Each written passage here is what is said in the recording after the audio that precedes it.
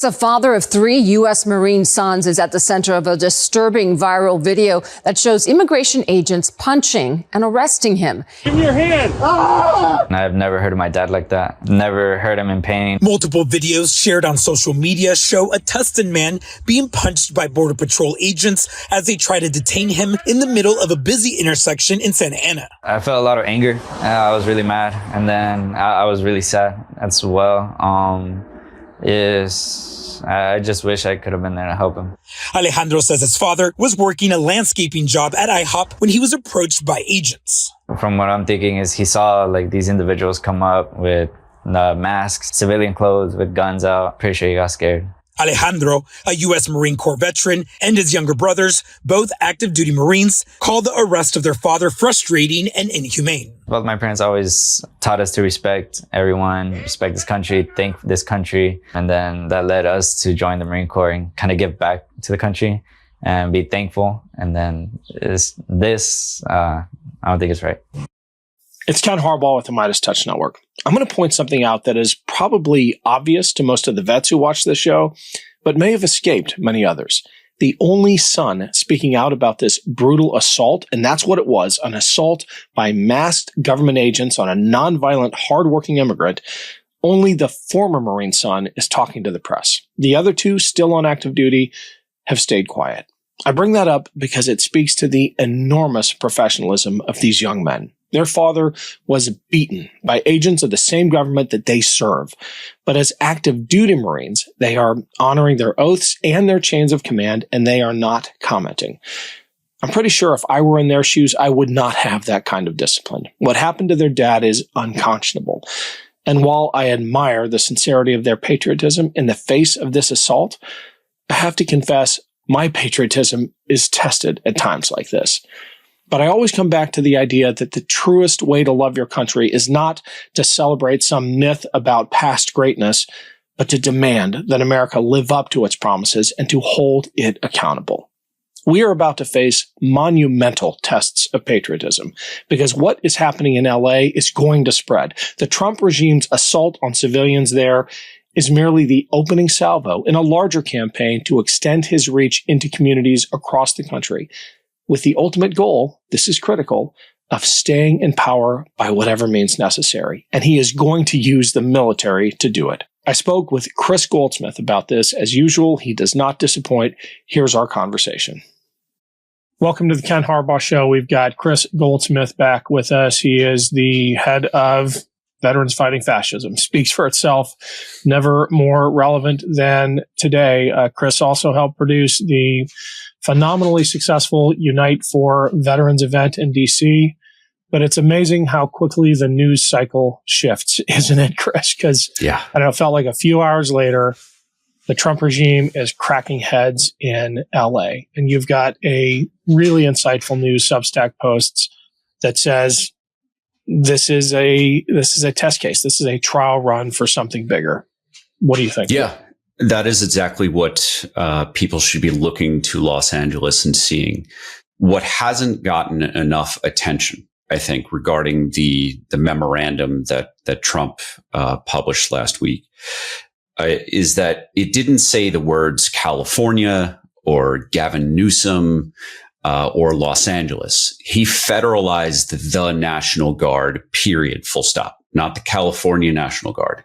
He federalized the National Guard, and he authorized deployments ahead of ICE actions, anticipating that there would be protests.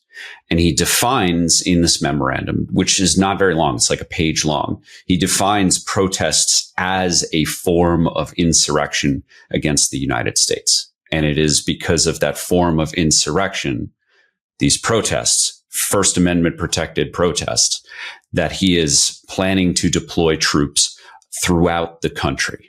And this is really the what you and I have been talking about for 4 years now is what we perceived as one of the worst case scenarios of the normalization of troops being used as police forces. We are one major step toward that happening nationwide. Do you think this is being done with an eye towards 2026 and the elections. What is he laying the groundwork for? Like, what is this in anticipation of? Well, Donald Trump has been talking about what he defines as illegal votes, or people who are not citizens voting in the presidential election. His base and conservatives more broadly truly do believe that there are folks who are undocumented who are voting in federal elections for which there is no evidence, but there is lots of propaganda about it. So the normalization of troops on the ground for this immigration issue that we're facing today, or the mass deportations and kidnappings, to I guess use more accurate terminology, it's not a big leap to imagine them being used for elections, because in the minds of Trump and a broad spectrum on the political right, immigration and voting are the same issue. They believe that the people who are being deported have been illegally voting, even though there is, I shouldn't just say there's no evidence for it. It is false. It is a lie. It is untrue. It is propaganda. And it is meant to incite racist violence and to justify racist violence by the state and civilians and vigilantes against people of color. Hey, it's Ken Harbaugh. Huge shout out to everyone who has supported this show via our Patreon page. If you want to weigh in with questions for upcoming guests, or give us feedback on past guests, or make sure you never miss an episode, click the link below. It's free to sign up. And if you're able to pitch in a few bucks a month, just know that we put every dollar back into the show. We do have another reporting trip to Ukraine coming up. Thanks for the help. One of the challenges we have when it comes to the federalization of the National Guard is that so many of the levers of power that the Trump regime is exercising are legal. I mean, many of the things they're doing are patently illegal, like the disappearing and the renditions and those kinds of things. But the president can federalize the National Guard. The president doesn't need a governor's sign off. I mean, it's extremely rare. You have to go back to Johnson to find the last instance of this. But how can citizens push back against something like this, knowing that it's wrong, knowing that it's provocative and inflammatory, when it's not yet crossed the line into illegality? Yeah. So one critical point of the memorandum that Trump published last week is that he is not defining. He's not invoking the Insurrection Act. If he were to invoke the Insurrection Act, Congress would have certain powers to rein him back in, because he's using these synonyms and not specifically allowing troops to enforce federal law, but instead to protect federal buildings and federal agents. He is staying in his lane. He is not crossing into illegality. But I don't think that it's necessary for him to invoke the Insurrection Act or to cross the line and to, start acting as if he invoked the Insurrection Act. What I believe is likely to happen is that Stephen Miller will likely try to make it so that federal troops are put into harm's way, so that their physical presence, whether it's the weapons, the uniforms, the shields, the armored vehicles, when they get put into a compromised position where they're undermanned and they are in a hotspot and not backed up or not backing up local forces or federal forces, there will come a time when protesters are provoked into attacking troops, and troops will then be able to defend themselves. As I imagine, the rules of engagement are going to be something that they pay attention to and loosen up beyond anything that we've seen previously. And the videos alone, even if the troops don't defend themselves, if bricks or things like Molotov cocktails are getting thrown at active duty troops or reservists in uniform, the propaganda value of those photos and videos are going to give Trump the political capital that he needs to push the envelope further. This is a tactic of authoritarians. It has been used throughout history, where they create a propaganda opportunity by basically putting their own troops at risk, knowing that it is going to provoke a violent response because the community feels threatened. And after that community responds, he is going to get to escalate, like all of the authoritarians have before him. Which makes the deployment of U.S. Marines all the more ominous. I mean, This is an escalation. I don't think most people realize the difference between a National Guard unit. These guys are bankers and bakers in their spare time, versus active duty U.S. Marines who train to storm beaches and kill America's enemies. And they are now being told that America's enemies are Americans. Yeah. Yeah. And let's kind of level set a little bit, because I think that most people watching this show are not veterans, have not spent time in the military, and don't really understand not just the cultural differences between all of these different types of units, but what it actually looks like to experience that kind of service.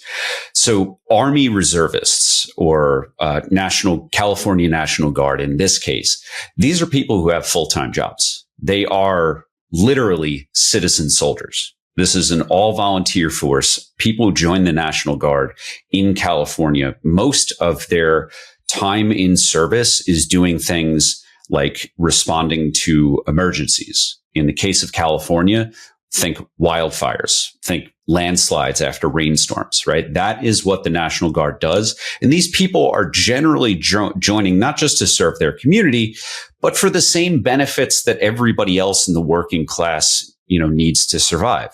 Educational benefits, medical benefits, that type of thing, right? These are not people who are necessarily joining the military to end the lives of the enemy, like I did when I joined after 9/11 as a forward observer.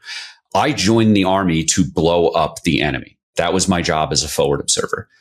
The National Guardsmen in California, these people did not join the military, the National Guard, to do that kind of thing.